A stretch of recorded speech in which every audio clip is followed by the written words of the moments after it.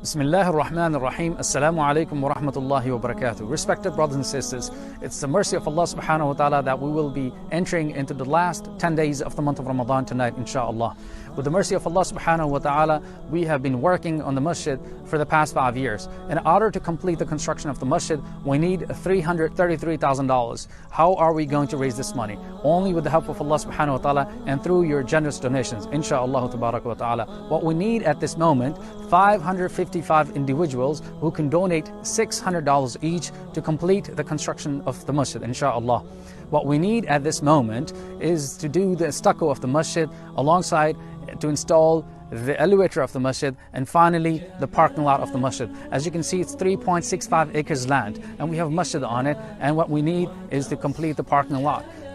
We have 84 parking spaces, and inshallah we will be able to do it all together with the mercy of Allah subhanahu wa ta'ala. We ask Allah subhanahu wa ta'ala to bless you all and shower His mercy and blessings upon all of us. Ameen ya Rabbil Alameen, and give us the ability and the strength that we obey Him and obey His Messenger sallallahu ta'ala alayhi wa sallam. Wassalamu alaikum wa rahmatullahi.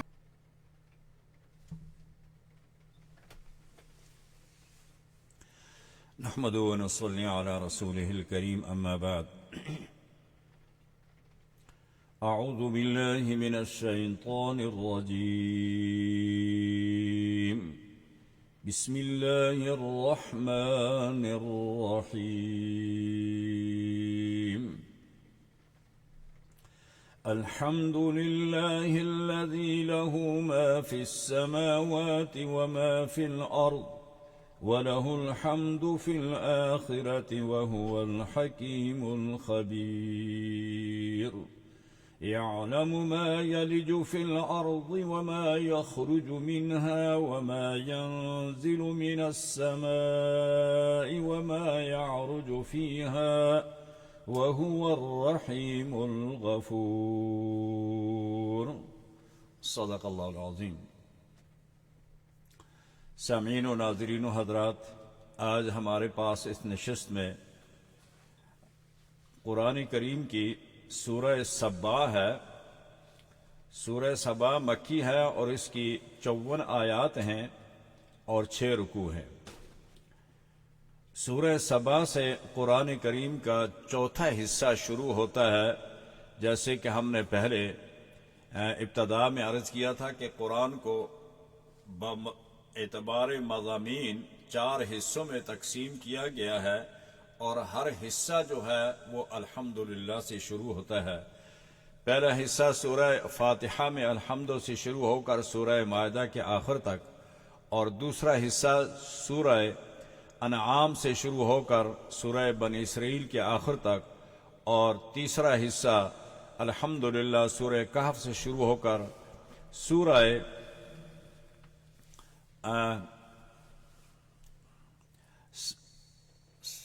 سبا کے تک آتا ہے، اور سبا سے چوتھا حصہ شروع ہوتا ہے اور یہ آخر تک جاتا ہے سورہ الناس تک. سورہ کا مرکزی مضمون نفی شفاعت قاری ہے کہ شفاعت کرنے والا اللہ کے سامنے اس کی اجازت کے بغیر کسی کو شفاعت کرنے کی اجازت نہیں ہوگی.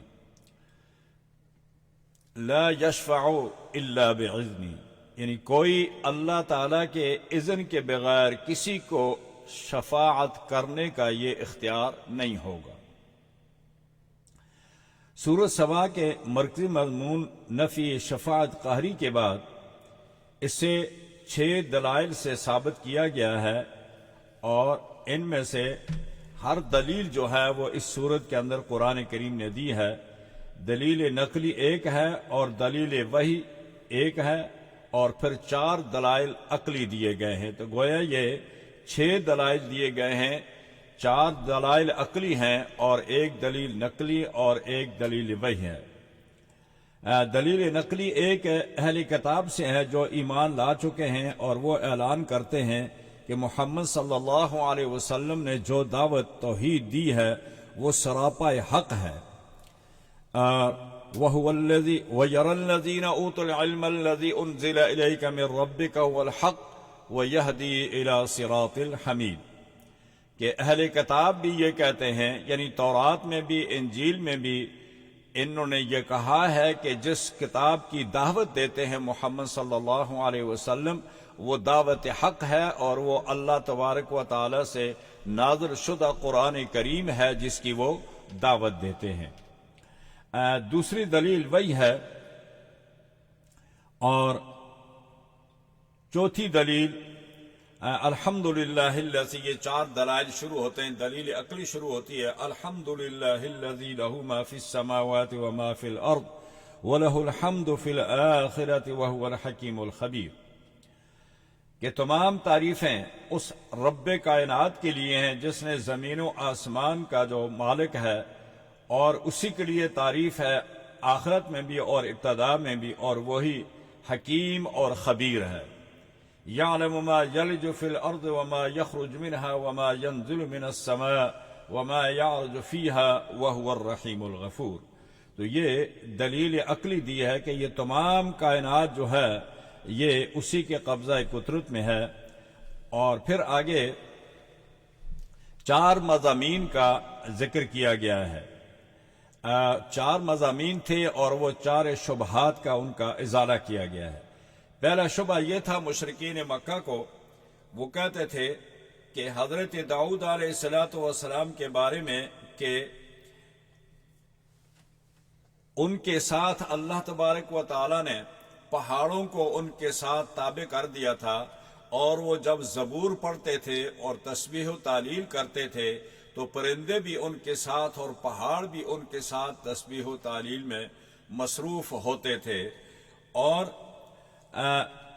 لوہے کو اللہ تبارک و تعالی نے ان کے لیے موم بنا دیا تھا، اور اسی طرح جب اللہ تبارک و تعالی نے حضرت داؤد علیہ السلام کو یہ تصرف دیا تھا، اس کا مطلب ہے کہ اللہ کے علاوہ بھی پیغمبر بھی متصرف تھے۔ تو اللہ تبارک و تعالی نے اس کا جواب دیا وَلَقَدْ آتَيْنَا دَاوُودَ مِنَّا فَضْلًا، کہ یہ داؤد کی اپنی قدرت میں نہیں تھا، بلکہ داؤد کو یہ جو فضل دیا تھا یہ ہم نے دیا تھا، یعنی پرندوں کو اور ان پہاڑوں کو ان کے ساتھ تسبیح و تعلیل کے لیے مسخر کرنا یہ ہمارا دین تھا، یہ داؤد کی اپنی قدرت نہیں تھی، بلکہ یہ ہم نے ان کو یہ توفیق دی تھی، اور ہم نے ان کو ساری چیزوں کو ان کے لیے مسخر کیا تھا، یہ ان کی اپنی کوئی قوت اور طاقت نہیں تھی۔ داؤد علیہ السلام کو یہ تمام فضیلت جو دی تھی یہ ہماری دی ہوئی تھی، ان کی اپنی نہیں تھی۔ آگے دوسرا شبہ تھا کہ حضرت سلیمان علیہ السلام کو ہوا پر بھی تصرف تھا اور جنات پر بھی تصرف تھا، اور ہوا اور جنات ان کے تابع تھے۔ اس کا مطلب یہ ہے کہ داؤد علیہ السلام کے پاس اتنی قوت تھی، اتنی طاقت تھی، تو اللہ تبارک و تعالی نے کہا کہ ایسی بات نہیں تھی۔ وَلِسُلَيْمَانَ الرِّيحَ عَاصِفَةً تَجْرِي إِلَى الْأَرْضِ الَّتِي بَارَكْنَا فِيهَا، فرمایا کہ یہ بھی ہم نے حضرت سلیمان کو یہ ہواؤں کو مسخر کرنا، اور پہاڑوں کو، ہواؤں کو، جنات کو ان کے تابع کرنا، اور پرندوں کی بولیاں ان کو سمجھانا، یہ ہم نے سارا کچھ ان کو دیا تھا، ان کے اپنے پاس یہ کوئی طاقت اور قدرت نہیں تھی، بلکہ ان کو ہم نے اپنے حکم سے ان کے تابع کر دیا تھا بِإِذْنِ ربی۔ اور آگے دوسرا شبہ، ان کا تیسرا شبہ یہ تھا کہ مشرکین یہ کہتے تھے کہ جنات غیب جانتے ہیں، تو اس کا جواب دیا کہ لو یعلمون الغیب ما لبثوا فی العذاب المہین، کہ حضرت سلیمان علیہ السلام کی جب وفات ہو چکی تھی اور 1 سال کے بعد جنات کو یہ معلوم ہوا کہ حضرت سلیمان فوت ہو چکے ہیں، لہذا انہوں نے خود اقرار کیا تھا کہ ہم بھی غیب نہیں جانتے ہیں۔ لو یعلمون الغیب ما لبثوا فی العذاب المہین، اگر ہم غیب جانتے ہوتے تو ہمیں پتہ لگ جاتا کہ سلیمان فوت ہو چکے ہیں، تو ہم اس عذاب شدید، یعنی یہ جو خدمت ہم سے لی جا رہی تھی، ہم اس میں مبتلا نہ ہوتے۔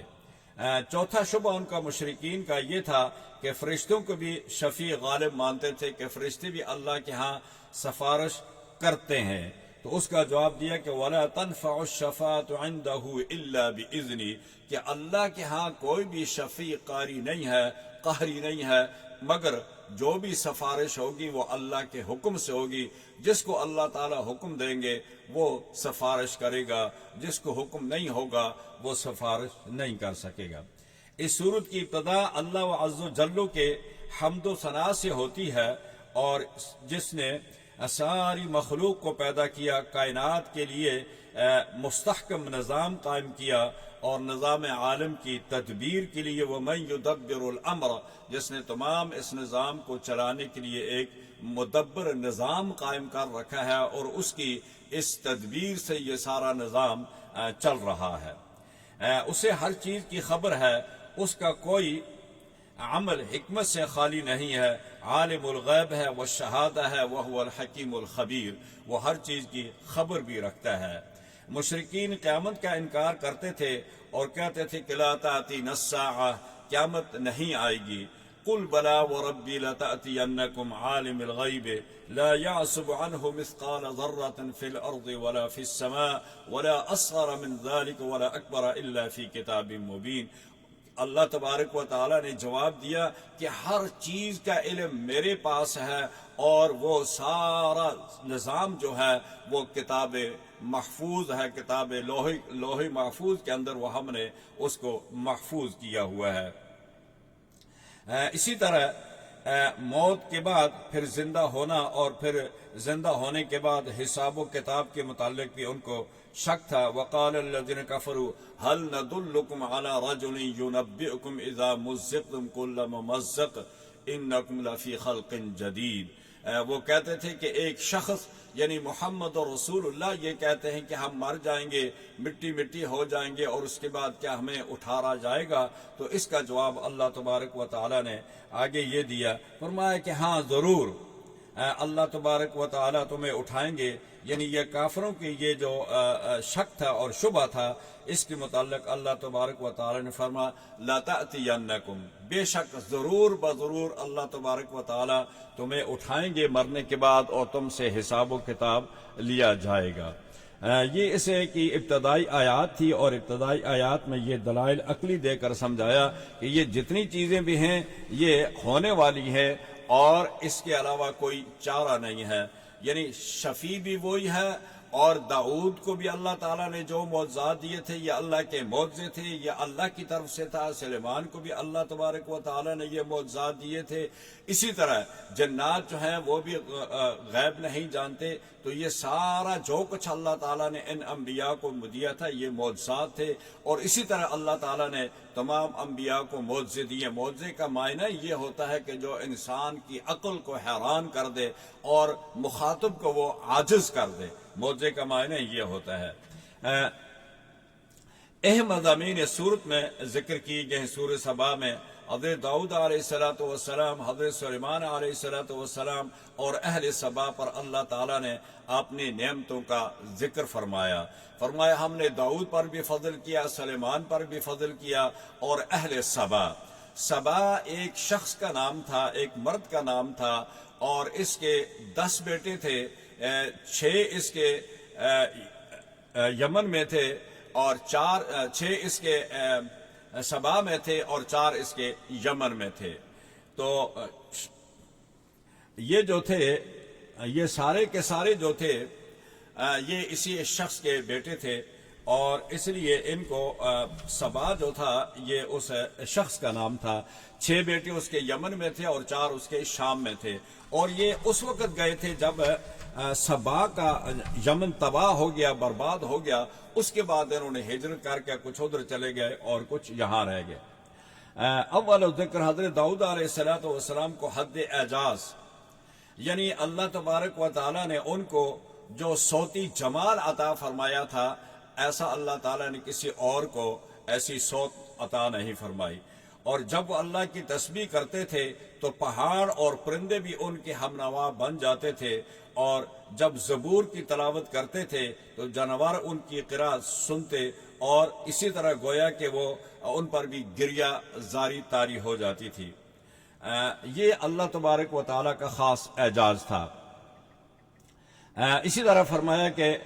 زبور کی تلاوت، اور اس طرح اللہ نے ان کو جو معجزہ دیا تھا وہ لوہے کو موم بناتے تھے، اور جس طرح چاہتے تھے وہ اس کو بنا لیتے تھے، لوہے کی زرہ بناتے تھے۔ اس سے معلوم ہوا ہے کہ جو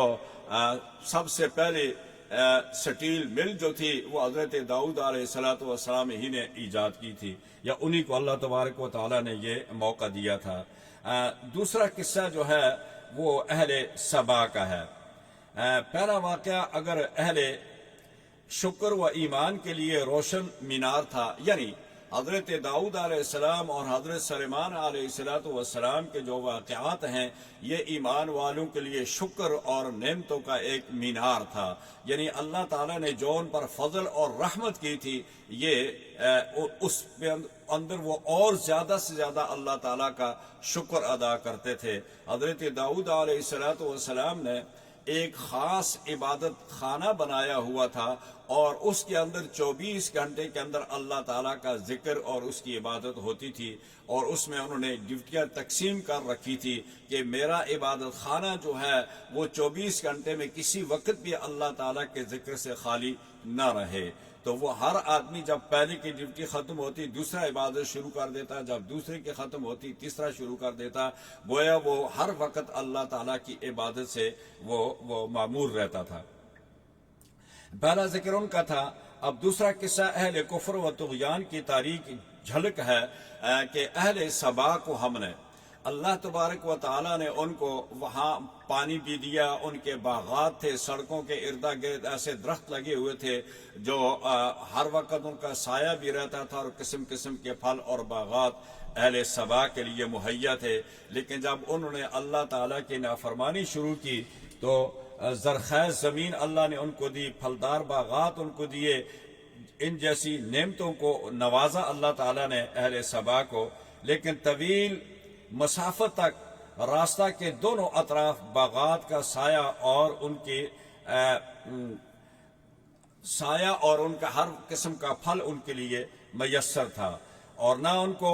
سفر ستاتا تھا، نہ ان کو بھوک تنگ کرتی تھی اور پریشان کرتی تھی۔ یہ درخیز پانی کے لیے ایک ڈیم بھی بنا تھا جسے معرب کے نام سے یاد رکھا جاتا ہے، یہ بھی ان کا پانی کا ایک ڈیم تھا، لیکن انہوں نے ان نعمتوں کا شکر ادا نہ کیا بلکہ ناشکری پر اتر آئے، اور جس کی وجہ سے بند ٹوٹ کر سیلاب کی شکل اختیار کر گیا، اور جس نے باغات اور بستیوں کو تہس نہس کر دیا، اور نتیجہ یہ ہوا کہ وہ جہاں باغات تھے، جہاں پھل اگا کرتے تھے، وہاں جھاڑیاں اگنے لگی، وہاں ان کے ساتھ دوسری چیزیں ایسی جو بے فائدہ بیکار قسم کی چیزیں تھی وہ اس میں اگنے لگی۔ یہ اللہ تعالیٰ کی طرف سے ان کی پکڑ تھی کہ وہ باغات، وہ پانی، وہ سائے جس سے تم لطف اندوز ہوتے تھے، وہ پھل اور پھول کھاتے تھے، لیکن تمہاری نافرمانیوں کے نتیجہ میں وہ پانی تمہارے لیے سیلاب اور ایک عذاب کی شکل اختیار کر کے تمہارے اس شہر کو تہس نہس کر دیا، تباہ و برباد کر دیا۔ اور پھر یہ لوگ جو یہاں کے بادشاہ چلے آ رہے تھے، آرام کی زندگی بسر کر رہے تھے، ان کو یہاں سے ہجرت پر مجبور کیا گیا، اور یہ یہاں سے نکل کر کچھ لوگ یمن میں گئے اور کچھ لوگ جو تھے وہ شام کی طرف انہوں نے ہجرت کی۔ سورت کے اگلے حصہ میں مشرکین کے عقائد باطلہ اور نظریات کے دلائل نقل کیے گئے ہیں، اور اس میں عقلی دلیلیں اور نقلی دلیلیں اس میں ذکر کی گئی ہیں۔ آیت نمبر 22 میں اللہ تبارک و تعالی نے چیلنج کیا کہ جن معبودان باطلہ کو تم پکارتے ہو اللہ کے سوا وہ کچھ نہیں کر سکتے۔ قُلِ ادْعُوا الَّذِينَ زَعَمْتُم مِّن دُونِ اللَّهِ لَا يَمْلِكُونَ مِثْقَالَ ذَرَّةٍ فِي الْأَرْضِ وَلَا فِي السَّمَاءِ وَلَا أَصْغَرُ مِن ذَلِكَ وَلَا أَكْبَرُ إِلَّا فِي كِتَابٍ مُّبِينٍ۔ اور اسی طرح فرمایا قُلِ ادْعُوا الَّذِينَ زَعَمْتُم مِّن دُونِ اللَّهِ لَا يَمْلِكُونَ مثقال ذرة في السماوات ولا في الأرض وما لهم فيهما من شرك وما له منهم من ظهير، کہ جن کو تم اللہ کے سوا معبود بنا رکھتے ہو ان کا زمین کے اندر کسی قسم کا کوئی حصہ بھی ان کا نہیں ہے، ذرہ برابر وہ آسمانوں اور زمین کے اندر کسی چیز پر ان کا کوئی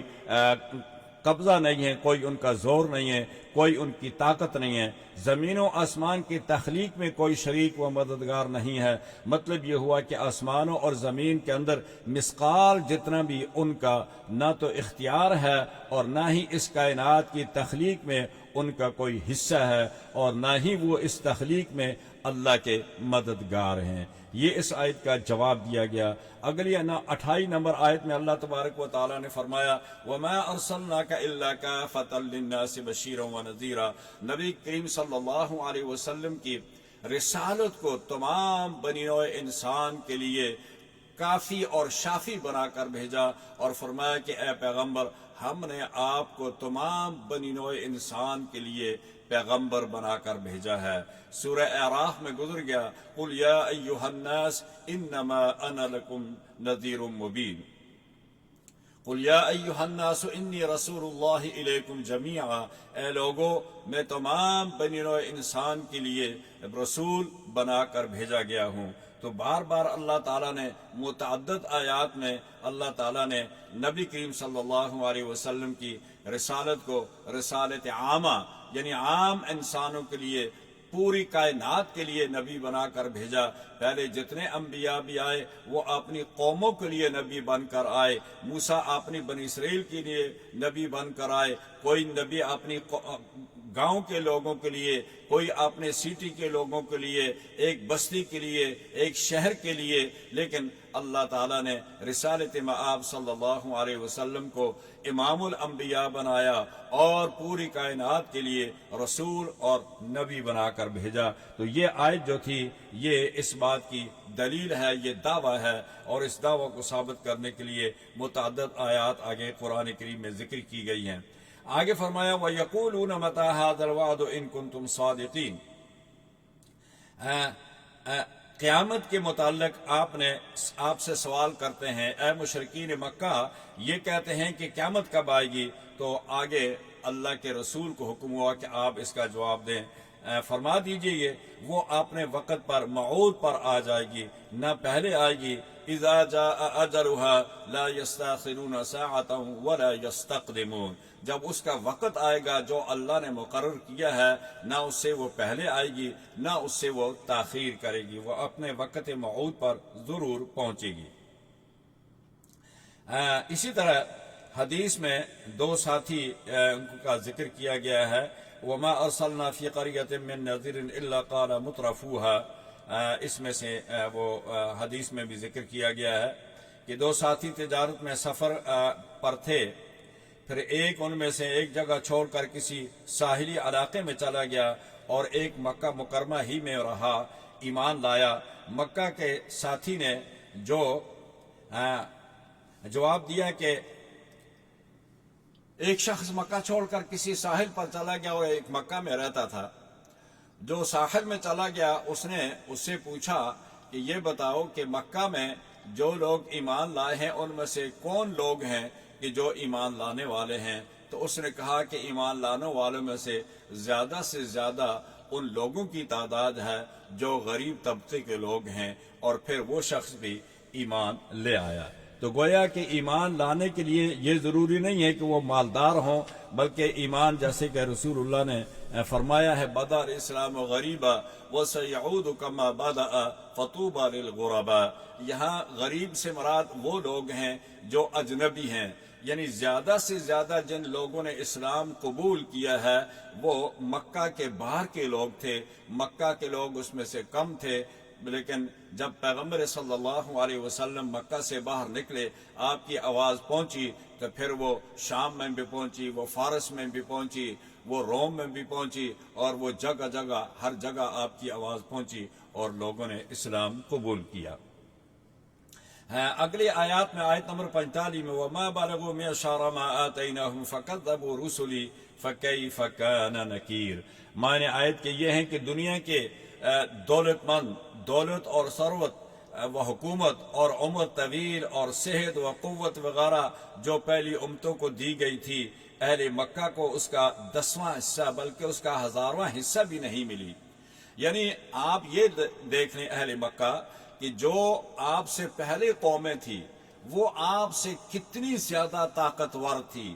مال کے لحاظ سے، دولت کے لحاظ سے، قوت کے لحاظ سے، شان و شوکت لحاظ سے، اور جو انہوں نے اپنے مکانات بنائے تھے پہاڑوں کے اندر انہوں نے ٹنل بنا کر وہاں مکانات بنائے تھے، تو ان کے پاس طاقت بھی تھی، قوت بھی تھی، شوکت بھی تھی، ہر قسم کی طاقت آپ سے ہزاروں درجے زیادہ تھی، لیکن اگر ہم نے ان کو بھی تہس نہس کر دیا تو تمہارا وقت بھی قریب آ گیا۔ تمہارے بچنے کی ایک ہی صورت ہے کہ تم ہمارے آخری پیغمبر پر ایمان لے آؤ، محفوظ ہو جاؤ گے۔ اگر ایمان نہیں لاؤ گے تو پھر تمہیں دنیا کے اندر بھی ذلت اور رسوائی کا سامنا کرنا پڑے گا، اور آخرت میں جہنم تو تمہارا ٹھکانہ ہی ہے، اس میں کوئی شک نہیں ہے۔ آخر کار وَلَوْ تَرَى إِذْ فَزِعُوا فَلَا فَوْتَ وَأُخِذُوا مِن مَّكَانٍ قَرِيبٍ، کفار فجار کو فرمایا کہ بھاگنے نہیں دیا جائے گا۔ اس آیت کے دونوں مفہوم ہیں۔ پہلا مفہوم تو یہ ہے کہ جب موت آئے گی تو موت سے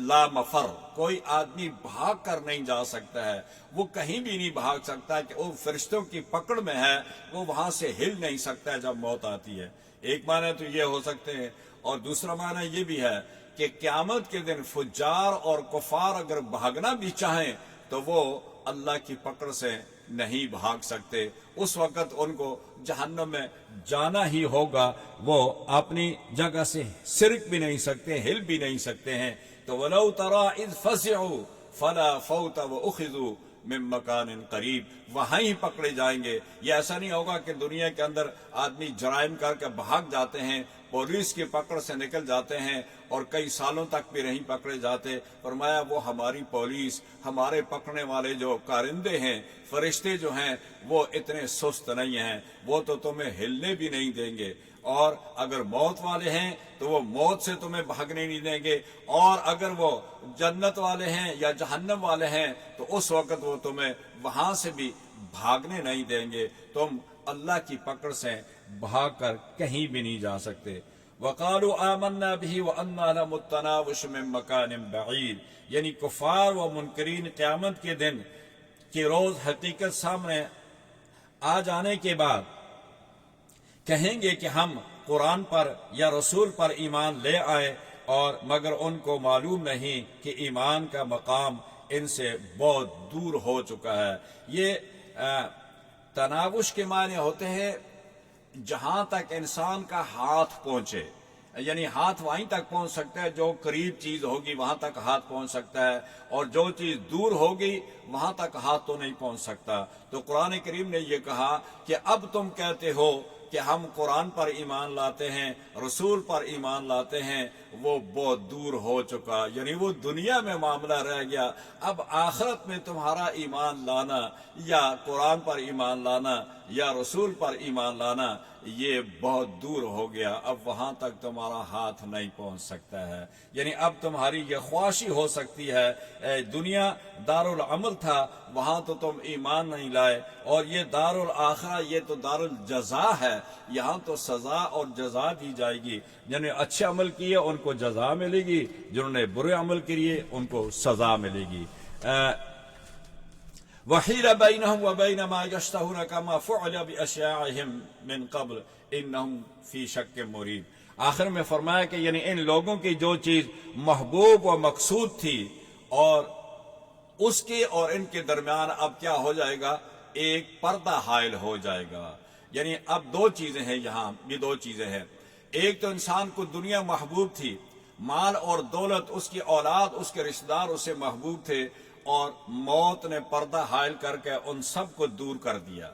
اور ایک آخرت میں اس کا مقصود جنت میں ہے، جنت میں جانا ہے، جنت کی نعمتیں اس کو ملنی چاہیے، یہ اس کا محبوب ہے، لیکن اب بھی یہاں کیا ہوگا، پردہ حائل کر دیا جائے گا، جنت میں نہیں جا سکیں گے۔ یہ وہ لوگ ہیں جو ایمان نہیں لائے، خواہش تو ان کی تھی کہ جنت میں جائیں، لیکن جنت کا ٹکٹ ان کے پاس نہیں ہے، اور جنت کا ٹکٹ کیا ہے، وہ ایمان ہے اور عمل صالح ہیں۔ اور اسی طرح دنیا کے اندر بھی اگر وہ دنیا کو محبت سے دیکھتے تھے یا محبت کرتے تھے، دنیا سے، مال سے اور اپنی اولاد سے، فیملیوں سے، لیکن اس وقت بھی موت ان کے اندر پردہ حائل ہو جائے گی، اور وہ ان کی ساری محبوب چیزیں ان سے دور ہو جائیں گی۔ یعنی عذاب ان کو گھیر دے گا، یعنی اپنے مطلوب محبوب سے دور اور محروم کر دیے جائیں گے۔ یہ ہے آخر میں سورت کا خلاصہ، یعنی اللہ ان لوگوں کو جو چیزیں محبوب اور مقصود تھی آخرت میں، وہ جنت تھا اور جنت کی باغات اور اس کی نعمتیں تھی، اس سے دور کر دے گا، اور دنیا میں ان کو دنیا مطلوب تھی اور موت ان کو دنیا سے دور کر دے گی، لہذا یہ ساری چیزیں ان کی ختم ہو جائیں گی۔ آگے چلتے ہیں ہم، آگے ہمارے پاس سورہ سبا کے بعد ہمارے پاس سورہ فاطر ہے۔ سورہ فاطر بھی مکی ہے، اور مکی صورتوں میں اس میں 45 آیات ہیں اور اس کے 5 رکوع ہیں۔ اس میں بھی اللہ تبارک و تعالی نے زیادہ تر زور جو دیا ہے وہ شرک کی نفی کی گئی ہے،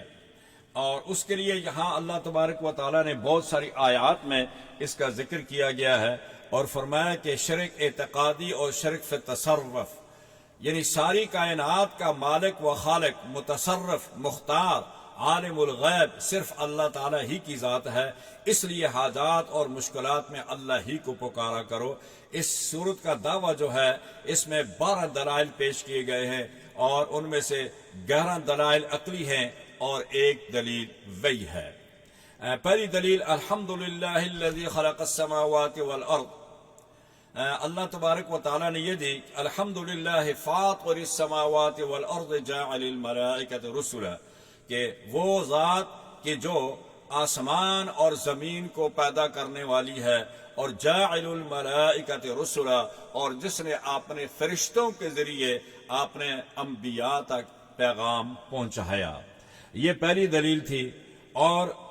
پہلی آیت میں تھی تمام یقین اس اللہ تعالیٰ کے پر کرنا چاہیے جس نے بنا ڈالے ہیں آسمان و زمین اور فرشتوں کو پیغام لانے والا۔ دوسری آیت میں اللہ تبارک و تعالیٰ نے فرمایا کہ ما یفتح اللہ للناس من رحمت فلا ممسک لها وما یمسک فلا مرسل له من بعد، یعنی اللہ تبارک و تعالیٰ آپ نے جس شخص کے لیے رحمت کھولنے کا ارادہ فرماتے ہیں اسے کوئی روک نہیں سکتا، اور جس کو روکتے ہیں اسے کوئی اس کے لیے کھول نہیں سکتا۔ اگلی آیت میں آیت نمبر 3، هل من خالق غیر اللہ یرزقکم من السماء والارض، کیا اللہ تبارک و تعالیٰ کے علاوہ ہے کوئی جو آسمانوں اور زمینوں میں رزق دینے والا؟ کیا ہے کوئی خالق جو رزق دے تم کو آسمان اور زمین سے میں پیدا کیے ہوئے کے علاوہ؟ اسی طرح اللہ تبارک و تعالیٰ نے ان کو فرمایا کہ یہ رزق جو آسمانوں اور زمینوں میں دیتا ہے یہ بھی وہ اللہ تبارک و تعالیٰ ہی کی ذات ہے، پیدا ہی وہی کرتا ہے اور وہی رزق بھی دیتا ہے، یعنی تخلیق بھی اس کی ہے، اور تخلیق کے بعد اپنی مخلوق کو رزق بھی وہی ہم پہنچاتا ہے۔ چوتھی دلیل فرمایا کہ واللہ الذی ارسل الریاح فتثیر سحابا، یعنی وہ اللہ تعالیٰ ہی کی ذات ہے جو آسمان سے مینا برسا کر بنجر اور ناکارہ زمینوں کو زرخیز اور شاداب بنا دیتا ہے۔ یعنی زمین تو بنجر اور ناکارہ ہوتی ہے، لیکن جب وہ بارش برساتا ہے، مینا برساتا ہے، تو اس کے اندر ہر چیز اگ آتی ہے اور وہ تمہاری رزق کا سامان مہیا کر دیتی ہے۔ آگے آیت نمبر 11 میں پانچویں دلیل ہے واللہ خلقکم من تراب ثم من نطفۃ ثم جعلکم ازواجا، اللہ تعالیٰ کے کمال قدرت ہے کہ تمہارے جد اعلیٰ حضرت آدم علیہ السلام کو مٹی سے پیدا کیا، اور پھر اس کے بعد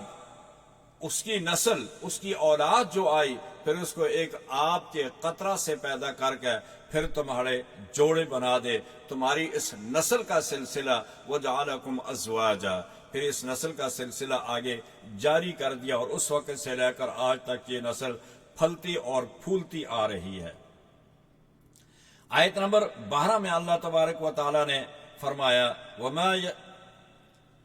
يستوي البحران هذا عذب فرات سائغ شرابه وهذا ملح اجاج، یعنی شیریں کھاری اور شیریں پانی کے درمیان اللہ تبارک و تعالیٰ نے کیسے اس کے اندر ایک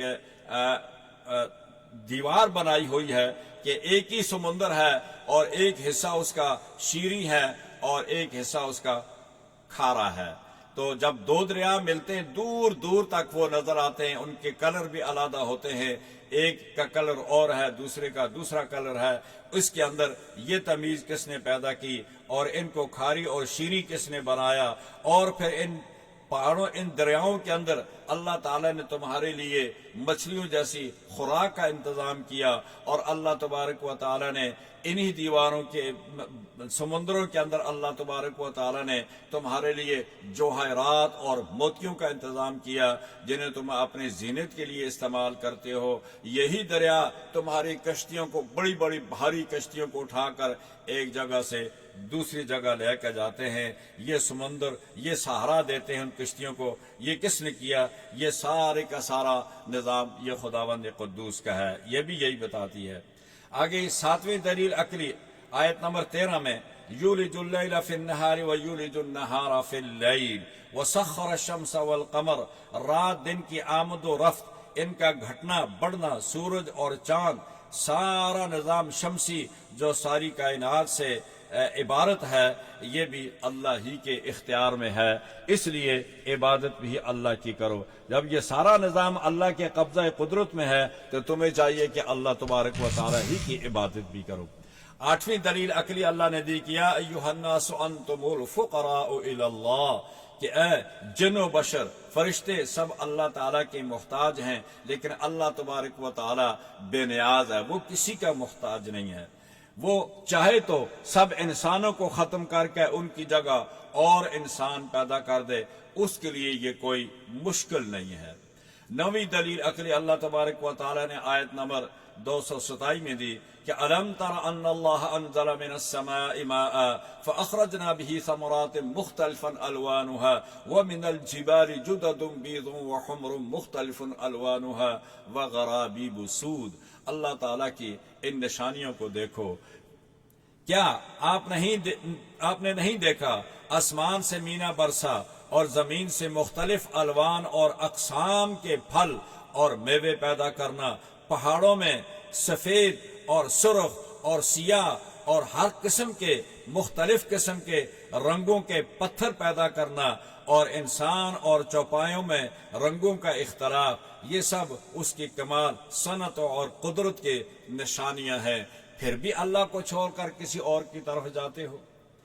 آگے دلیل وہی دی ہے آیت نمبر 31 میں والذی اوحینا الیک من الکتاب هو الحق مصدقا لما بین یدیہ, یعنی قرآن کی صورت میں ہم نے جو آپ کے پاس وحی بھیجی ہے اے پیغمبر صلی اللہ علیہ وسلم, وہ سراپا حق ہے, اس کو مانو. اور یہ کتاب پہلی کتابوں کی تصدیق کرنے والی ہے کہ تمام کتابیں اللہ کی طرف سے تھی اور یہ کلام بھی اللہ کی طرف سے ہے. پہلی کتابوں میں اس کلام کا بھی ذکر تھا, اس قرآن کا بھی ذکر تھا اور اس رسول کا بھی ذکر تھا. 10ویں دلیل عقلی ان اللہ عالم غیب السماوات والارض انہ علیم بذات الصدور, اللہ تعالیٰ ہی غیب آسمانوں اور زمین کا جاننے والا ہے اور ہر چیز کو جاننے والا ہے, تمہارے دلوں کی باتوں کو بھی وہ جاننے والا ہے. آگے آیت نمبر 41 میں 11ویں دلیل عقلی ان اللہ یمسک السماوات والارض ان تزولا ولئن زالتا ان امسکہما من احد من بعدی,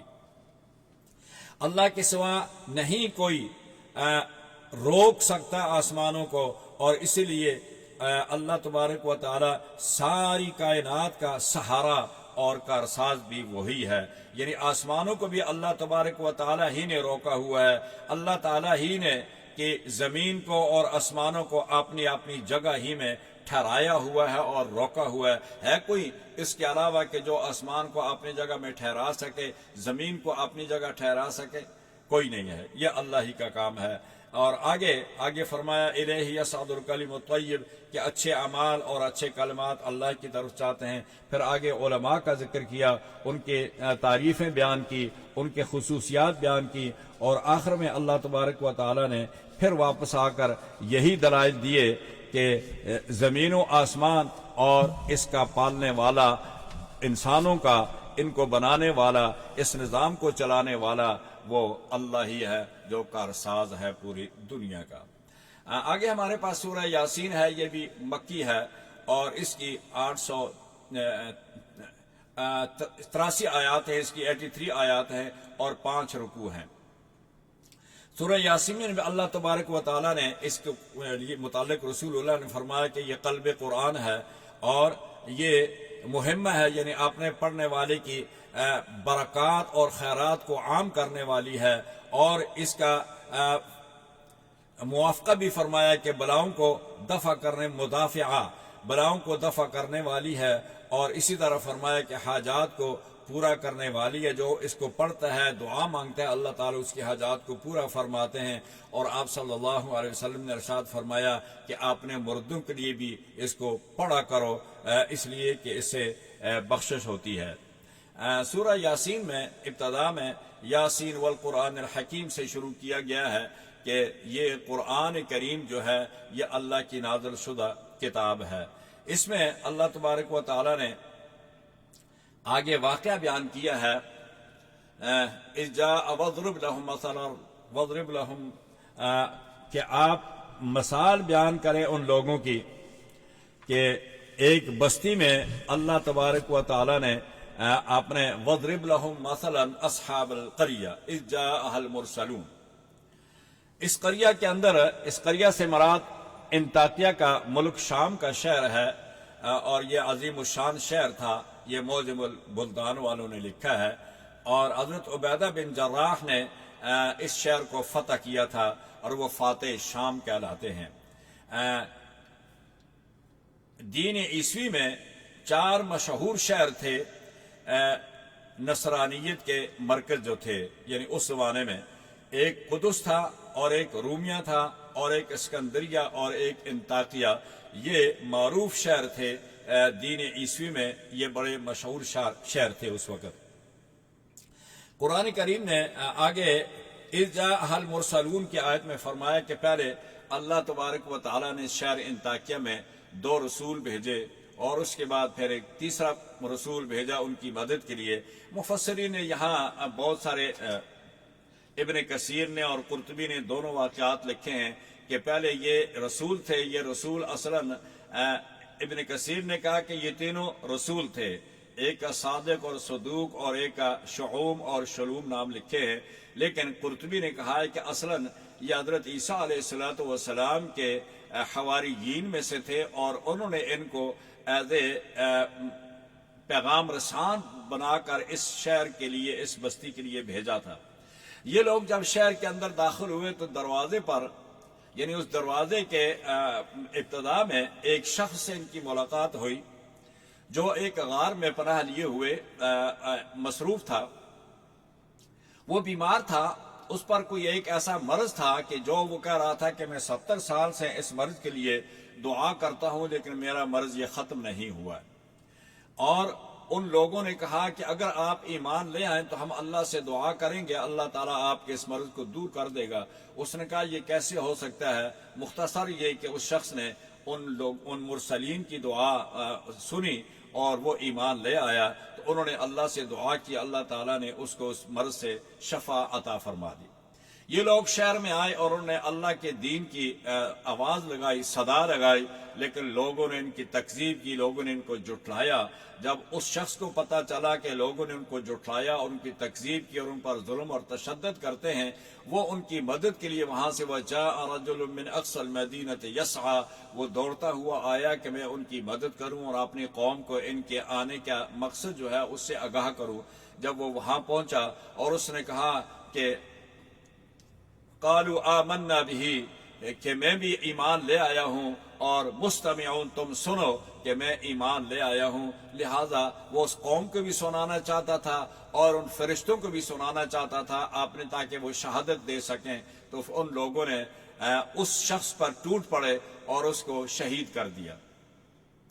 اس شخص کو شہید کر دیا۔ اور ان رسولوں کے تکذیب کے بعد اللہ تبارک و تعالیٰ نے جبریل امین کو بھیجا، اور جبریل امین آئے اور شہر کے دونوں دروازوں پر اپنے ہاتھ رکھ کر تو اللہ تبارک و تعالیٰ کے عذاب کو دعوت دی، اور ایک ایسی ہولناک چیخ ماری کہ سارے کا شہر تباہ و برباد کر دیا۔ ان کی ہلاکت رسولوں کو جھٹلانے سے اور اس ایمان والوں کو قتل کرنے سے اللہ تعالیٰ نے ان کو نیست و نابود کر دیا۔ آگے سورہ یاسین کے اندر اللہ تبارک و تعالیٰ نے قیامت کا ذکر کیا، وَنُفِخَ فِي الصُّورِ فَإِذَا هُم مِّنَ الْأَجْدَاثِ إِلَىٰ رَبِّهِمْ يَنْسِلُونَ۔ پھر آگے یہ بھی ذکر فرمایا کہ قیامت کے دن ہم انسانوں کی زبان پر مہر لگا دیں گے اور زبان اس کی بند ہو جائے گی، اور اس کے بعد اس کے ہاتھ اور اس کے پاؤں اور اس کا جسم جو ہے وہ ہم کلام ہوگا، جیسے کہ آگے سورہ فصلت حامیم سجدہ میں بھی آئے گا، وَيَوْمَ يُحْشَرُ أَعْدَاءُ اللَّهِ إِلَى النَّارِ فَهُمْ يُوزَعُونَ حَتَّى إِذَا مَا جَاءُوهَا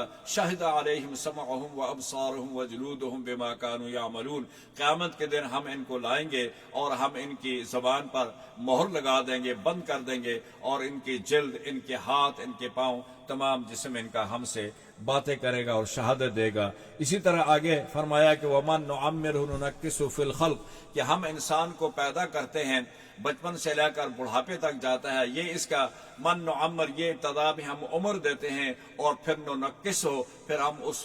کو توڑتے ہیں۔ ننکس کے معنی ہوتے ہیں منہ کے بل لٹانا، یعنی ہم پھر اس انسان کو دوبارہ لٹا کر اس پوزیشن میں لے آتے ہیں، اس کی عادت بچوں والی ہو جاتی ہے، عمر اس کا جب اس بڑھاپے میں 100 سال میں 90 سال میں پہنچتا ہے تو پھر وہ بچوں والی عادتیں اس میں آ جاتی ہیں، یعنی پہلے ہم زندگی اس کی بڑھاتے جاتے ہیں اور پھر ہم اس میں کمی کرتے کرتے کرتے آخر ایک وقت آتا ہے اس کا سورج بھی یہاں سے غروب ہو جاتا ہے۔ یہ سورہ یاسین میں آخرت میں اور اللہ تعالیٰ نے اپنے قدرت کے دلائل دیے ہیں۔ آگے صفات ہے، یہ مکی ہے اور اس کی 182 آیات ہیں اور اس کے 5 رکوع ہیں۔ اللہ تبارک و تعالیٰ نے یہاں قسم کھائی ہے، قسم ہے وَالصَّافَّاتِ صَفًّا فَالزَّاجِرَاتِ زَجْرًا فَالتَّالِيَاتِ ذِكْرًا۔ اللہ تبارک و تعالیٰ کو جائز ہے، اللہ تعالیٰ کے لیے یہ روا ہے کہ وہ ہر چیز کی قسم کھا سکتا ہے، لیکن مخلوق کے لیے اللہ تعالیٰ کے علاوہ کسی چیز کی قسم کھانا جائز نہیں ہے۔ پہلے فرشتوں کی قسم کھائی، وہ ڈانٹنے والے، یعنی قسم ہے ان فرشتوں کی جو صفیں باندھنے والوں کی قطار میں کھڑے ہیں، اور پھر قسم ہے ان کی جو ڈانٹنے والوں کو جھڑک دیتے ہیں، پھر ان فرشتوں کی جو نہایت ہی جو شہاب ثاقب کو کے ذریعے آسمانوں سے خبر لانے والوں کو، شیطانوں کو بند کر دیتے ہیں، ان کی بندش کے لیے ہم نے مقرر کیے ہوئے ہیں۔ پھر فرمایا قسم ہے ان فرشتوں کی جو ذکر الہی اور تسبیح و تقدیس میں، تلاوت میں مصروف رہتے ہیں۔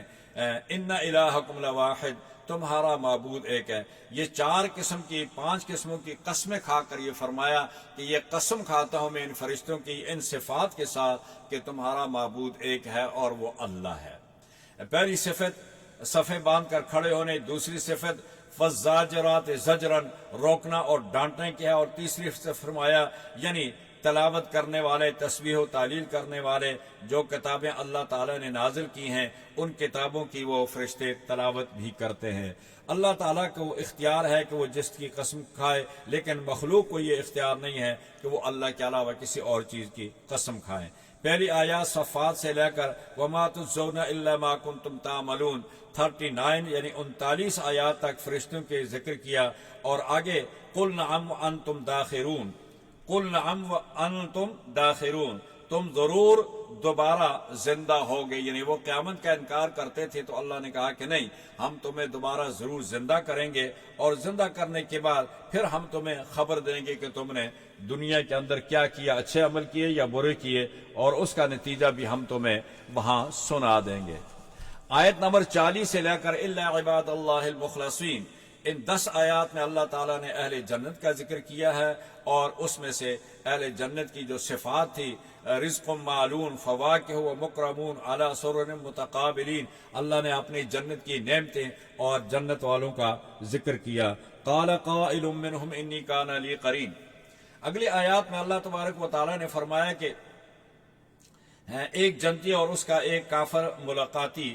ان کا ذکر فرمایا کہ جنت میں ایک آدمی جائے گا، وہ ایماندار ہوگا، اور اس کا ایک ساتھی دنیا میں ایک دوسرا دوست تھا، وہ قیامت کا انکار کرتا تھا، یہ اس دن کہے گا کہ اے اللہ مجھے اس شخص کو، میرے اس دوست سے میری ملاقات کرا دے جو دنیا میں قیامت کا انکار کرتا تھا، کہ وہ کس حالت میں ہے۔ تو اللہ تبارک و تعالیٰ فرمائیں گے قال قائل منہم انی کان لی قرین، وہ جنتی کہے گا کہ اے اللہ میرے اس دوست کو مجھے دکھا دیا جائے. اللہ تبارک و تعالیٰ فرمائیں گے کہ ہاں دیکھ لو, اس کو اجازت ہوگی دیکھنے کی. اور اس وقت جب وہ اس دوست کو دیکھے گا وہ جہنم کے آخری گڑھے میں پڑا ہوگا. اس وقت یہ کہے گا قال تاللہ ان کدت لتردین, قسم ہے تو مجھے بھی جہنم میں ڈالنے کے لیے کوشش کر رہا تھا, لیکن اللہ تبارک و تعالیٰ نے فضل کیا. وَلَوْلَا نِعْمَةُ رَبِّي لَكُنْتُ مِنَ الْمُحْضَرِينَ, اگر اللہ تعالیٰ مجھ پر رحمت نہ کرتا, نعمت نہ فرماتے, تو آج میں بھی تمہارے ساتھ جہنم میں پڑا ہوتا. یعنی اللہ نے فضل کیا کہ مجھے ہدایت دی, میں نے تیری بات نہیں مانی ہے. لہذا یہاں ہمارے لوگوں کو بھی دیکھنا چاہیے کہ جو لوگ برے ہیں, بری سوسائٹی کے لوگ ہیں, ان سے احتراز کریں, ان سے دور رہیں, ورنہ تمہارا ٹھکانہ بھی ان کے ساتھ جہنم میں ہوگا. اچھے لوگوں کا ساتھ دیں, اچھے لوگوں کا ساتھ دیں گے. جیسا شیخ سعدی علیہ رحمت نے کہا ہے کہ صحبت صالح ترا صالح کند, صحبت طالح ترا طالح کند. اچھے لوگوں کی صحبت اختیار کرے گا تو اچھا بن جائے گا, بروں کی کرے گا تو برا بن جائے گا. اگلی آیات میں 75 سے لے کر 113 تک حضرت نوح علیہ السلام اور ان کی بیٹوں کا ذکر فرمایا. سام کا نام فرمایا. حام اور سام اور یافس 3 بیٹے تھے, ان کی نسلیں آگے دنیا میں چلی ہیں. پھر اس کے بعد اللہ تبارک و تعالیٰ نے حضرت نوح, حضرت صالح اور دوسرے انبیاء کا ذکر فرمایا. خزقیل کا, یسع کا, الیاس کا, موسیٰ اور ہارون کا, تمام انبیاء کا قصہ سنانے کے بعد اس کو سورت پر ختم کیا گیا. سورہ صاد ہے, یہ بھی مکی ہے. اس کی 88 آیات ہیں, 88 آیات ہیں اور 5 رکوع ہیں. شان نزول ابو طالب عبد المطلب کے بعد حضور صلی اللہ علیہ وسلم کی کفالت جو تھی وہ عبد المطلب کے بعد ابو طالب کے پاس یعنی چچا کے پاس آ گئی. یہ چچا کہ جب عمر رسیدہ ہو گئے تو قریش مکہ, سرداران قریش, ابو جہل وغیرہ کو یہ تھوڑا سا پریشانی لائق ہو گئی. ابو جہل اور عاص بن وائل ابو طالب کے پاس آئے تو انہوں نے کہا کہ آپ کا بھتیجا جو ہے وہ ہمارے معبودان باطلہ کو برا بھلا کہتا ہے, تو اس لیے آپ ان کو سمجھائیں. رسول اللہ نے